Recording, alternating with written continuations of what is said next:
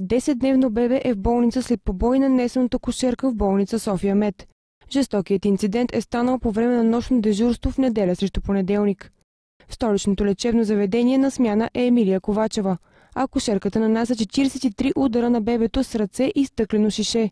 За случая от болницата разбират на сутринта, когато редовната смяна постъпва на работа. Тогава е информиран и заместник здравният министър доктор Бойко Пенков. По негови думи, полицията и прокуратурата са уведомени незабавно. Пенков споделя още, че акушерката е с дългогодишен стаж до момента. Никой не е наясно какво точно се е случило и какво е предизвикало агресията в здравния работник.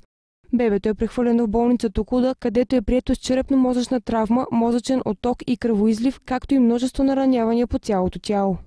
Какво е състоянието на малката Никол към момента и има ли опасност за нейния живот? Състоянието на детето остава стабилно, то диша самостоятелно, основните му жизнени показатели са стабилни и няма опасност за живота му. Рано ли е да се каже дали ще има някакви трайни увреждания? Би било спекулативно на този етап да се говори, но каузата и мисията на всяка една неонатология, на всеки един неонатолог, за всяко едно дете, в този случай още по-интензивно и още по-отдадено, е да се ограничат, минимизират, отстранят всички възможни усложнения, свързани с качеството на живот и здравословното състояние на детето. Колко време ще остане това в болницата?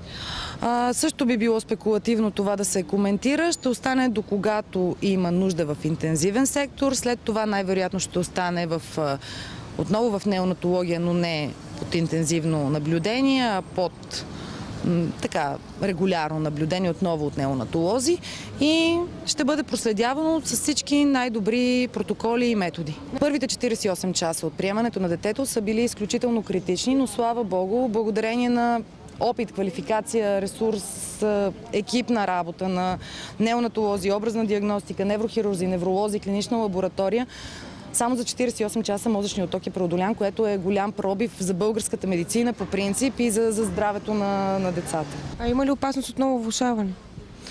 Надяваме се не, но то е в интензивен сектор. Самия факт, че едно новородено бебе се намира в интензивен сектор, означава, че то трябва да бъде под постоянно, непрекъснато, високо квалифицирано наблюдение, за да се избегне такъв риск. Детето е на 10 дни към момента.